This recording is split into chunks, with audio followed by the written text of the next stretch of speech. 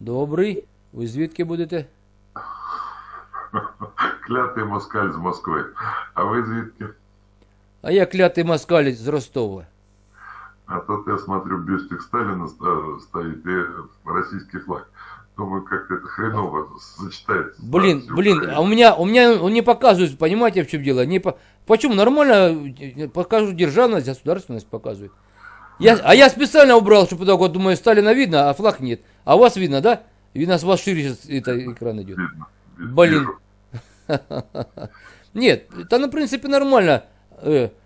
Товарищ Сталин уже в свое время, когда прижало, он и звание офицерское вернул, и церковь привлек, и... Надо сказать, что вообще роль личности в истории с течением времени как-то начинаешь осмысливать по-другому. Ну, там, конечно, да. Когда смотришь на нынешних руководителей многих, и смотришь, как Сталин ходил все время в гимнастерке, там в этом самом Френче, в сапогах и спал на солдатской койке, вот, как-то многое, и что он сделал для страны, начинаешь ему многое прощать, с одной стороны. Подождите. У вас ваша речь уже закралась какая-то странность какая-то. Вы уже, значит, согласны ему многое простить. А если что ему прощать вообще-то? Вот вопрос такого характера. Ну, в общем-то, количество репрессированных было достаточно большим. Вот, и не без его ведома. Минуточку. Репрессированных. Вот я слушаю товарища Спицына. Вы слышали товарища Спицына хоть раз? Евгения Юрьевича. Спицына Евгения Юрьевича, да?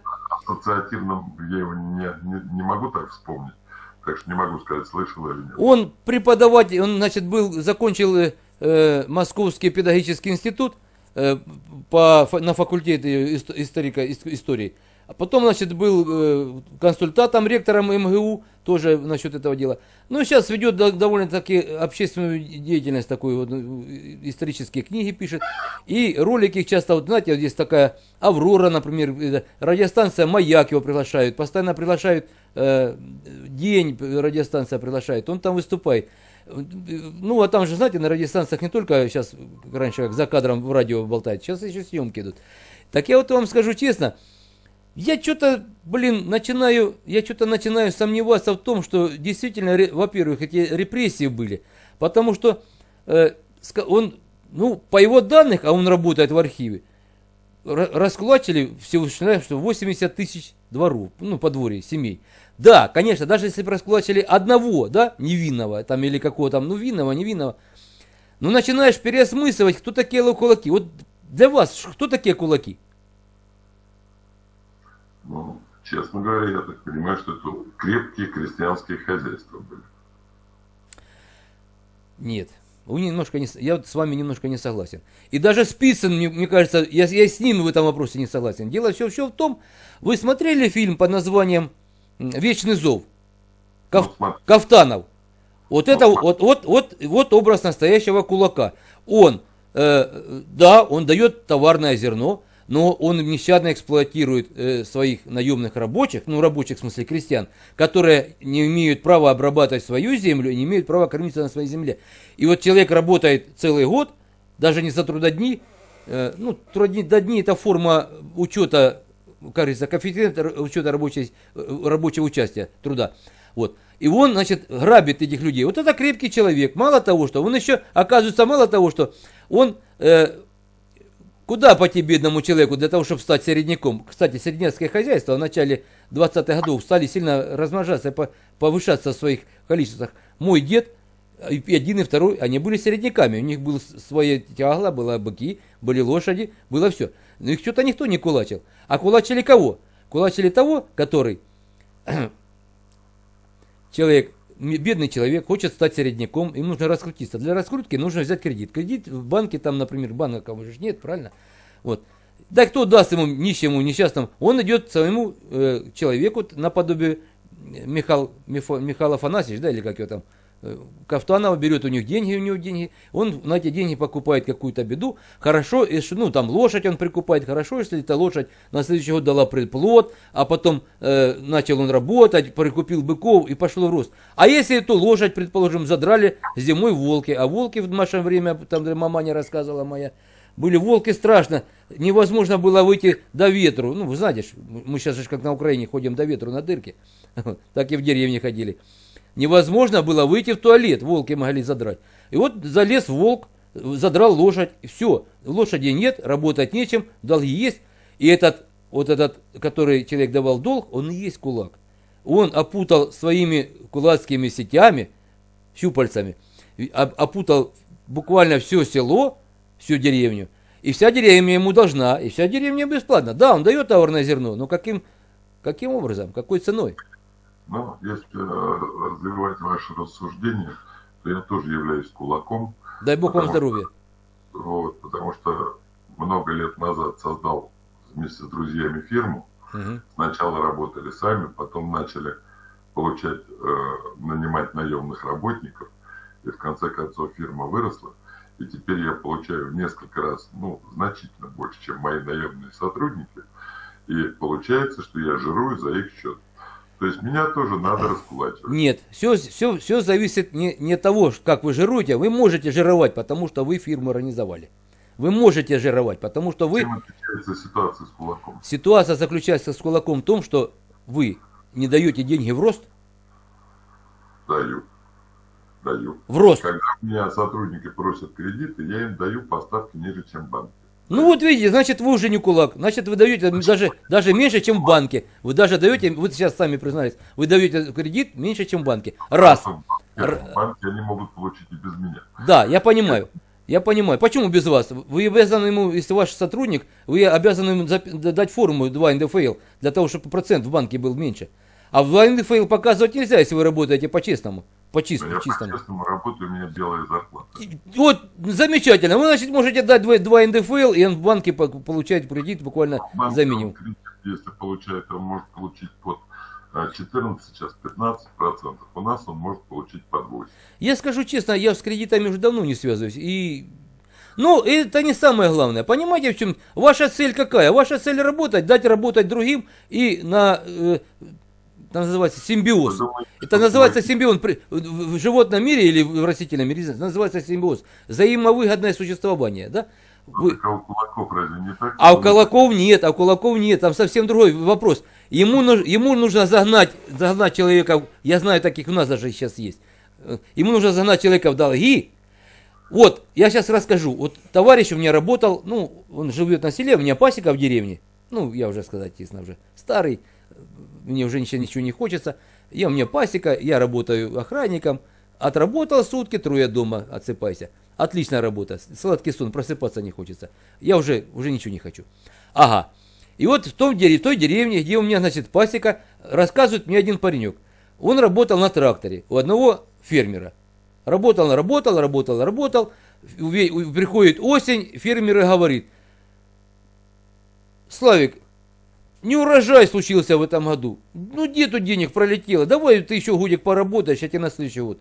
И так он работал 3 года. А на 3-й год он нашел какую-то причину и сказал, там то ли трактор поломался, то ли поцарапанный, то ли достаточно вымыт был. И он сказал, то, что ты за 3 года заработал, все ушло на трактор. Понимаете меня, да? Так это сам дурак. Что я могу сказать? Да, если бы... Нет, понимаете, в чем дело? Я понимаю, если вы живете в большом городе, если у вас с рабочей силой не может быть, вернее, с работой у наемного труда нет никакой... Вот я живу в городе Азове, маленький, 80 тысяч. У нас нет проблемы с тем, чтобы найти себе работу, чтобы заработать на кусок хлеба. Нету вообще проблемы. А в деревне сейчас, к сожалению, проблема, понимаете, в чем дело? Если он живет в деревне, ему же хочется по месту работать. Конечно, сам дурак, склонен человек доверять, понимаете? Дурак дураком, тем более, что он с этим фермером, может быть, в школе вместе учился, он ему просто поверил, мало ли что бывает, правильно? Раз не заплатил, 2 не заплатил, 3-й год не заплатил. И вот он сидит и говорит, вот вы правильно сказали, значит, он сидит и думает, может, я дурак. Хотя можно было договор заключить, правильно? Совершенно верно. Правильно, я с вами согласен. На деревне немножко патриархальные отношения, и с бумагой связаться не все хотят. Все проблемы у нас проистекают от низкого уровня образования или нежелания людей работать головой. Вот и все. И значит, теперь вы хотите сказать, что Владимир Ильич, мерзавец такой, основал ликбезы и учил мою бабушку, которая замуж вышла, даже букву не знала. Она потом, кстати, их успешно забыла после войны, когда я, ну, не после войны, в 60-х годах я с ней общался, мне 5 лет, мне книжку, бабушка, я говорю, купи мне книжку, Маугли, это первая книжка, она мне купила, мне было 5 лет, это всю жизнь моя настольная книга, Маугли, да, Редьярд Киплинг, вот. Это моя настольная книга, там все взаимоотношения между людьми, ну, на примере животных, все описано, от и до. Вот теперь слушайте дальше. Она мне спрашивает, зачем тебе книжка? Я говорю, ну читать буду. Ну ты читать не умеешь. А вы, говорю, умеете, бабушка, вы умеете читать? Она говорит, да я колись умела, то забыла. Понимаете? Ну вот как на велосипеде можно научиться и тут же забыть. Я лично считаю, что если, если научился читать. Ну, Владимир Ильич, конечно, был дурак, да, что учил людей, чтобы они могли читать, могли думать, развиваться. То, что в Советском Союзе было замечательное образование, это одно из величайших наших достижений было. Это однозначно. Согласен с вами. Но к вопросу о личности Сталина. Вот. Я могу сказать, что вот эту информацию я в телеграм-каналах нашел, что репрессированных по 58-й статье антисоветской в Советском Союзе было около 800 тысяч. Согласен с вами. В то же время написано было доносов по этой статье 4 миллиона. Согласен.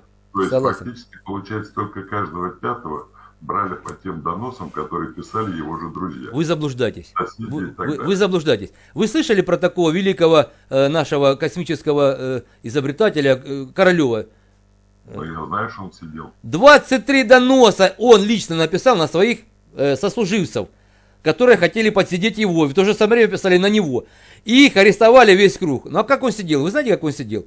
Вот есть такой интересный канал, он парень с Дальнего Востока сам, Владивостокский парень, ну, журналист. И ведет расследование, значит, он бывает там, в архивах, все копается, молодец пацан. И он сказал,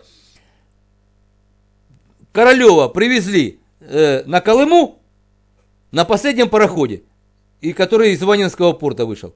И на том же самом пароходе Королева увезли обратно. И сказали, чтобы больше не писал доносов, подонок. Понимаете, да? Вот так вот он сидел. Королев сидел потом в Шарашке.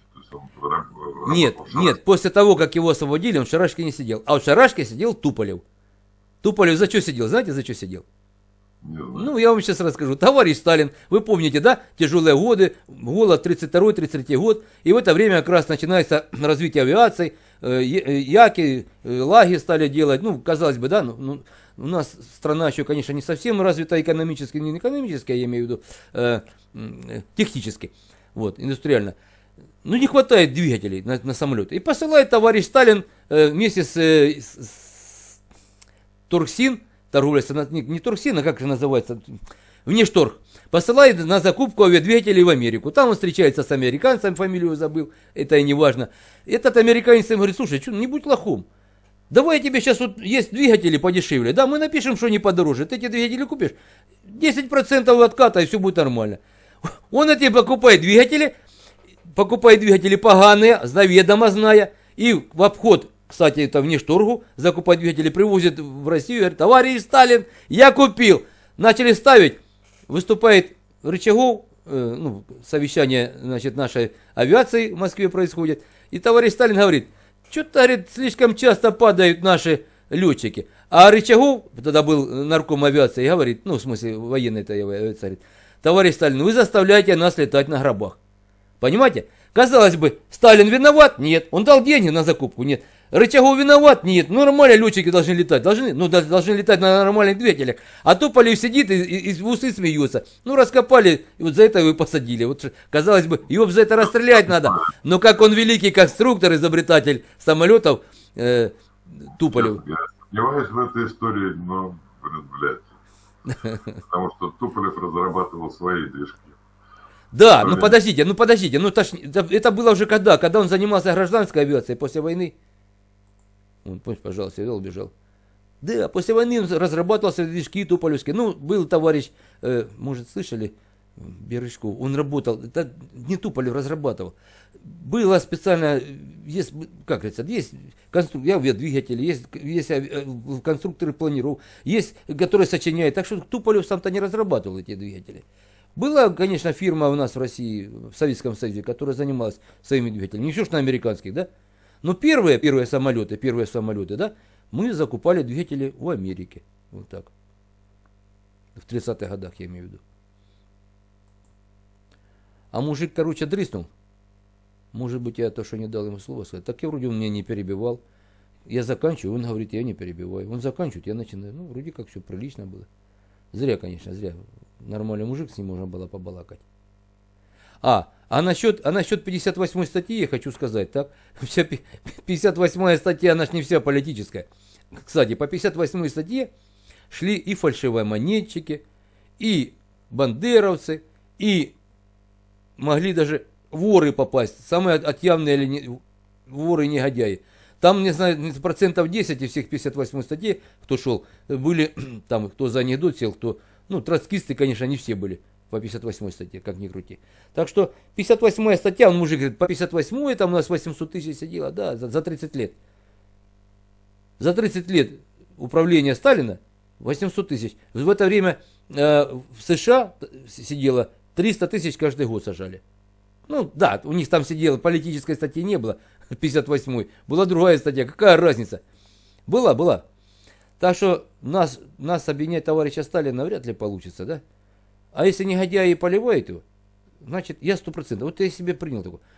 Ругает Сталина, мерзавец. Вот ругает Меркель, ругает Байден, ругает там кто Сталин плохой. Мерзавцы. Значит, Сталин хороший. Все. Враги ругают, значит, Сталин хороший. Вот если, например, Горбачева хвалили. Вот они все американцы любили. Орби, кричали. Едет Горбачев по Америке, и все его любят. Все американцы, Орби. Конечно, что бы они не любили. Россию нам нашу сдал с потрохами. Конечно, они любят. Значит, он мерзавец. Тут и до бабки не ходи. Красная ракета и до пола газ. Мы не видим света, свет не видит нас. В триплексах летает небо из терня. Ну давай, родная, вывози меня. А в прицеле скачет прямо за стволом ближняя задача, роща за селом. Нам проехать шутка 1,5 версты. Только в промежутке на броне кресты. Кто второй, кто первый, все не для меня. Ты снаряд пантеры, выдержи броня. Пусть поможет либо дьявол, либо бог. Чтоб под их калибры не подставить, Бог несет нам в лица ветер встречный, калибры вражеских стволов. Мы будем жить светло и вечно, нам только бы это взять село. Мы будем жить светло и вечно, нам только бы это взять село.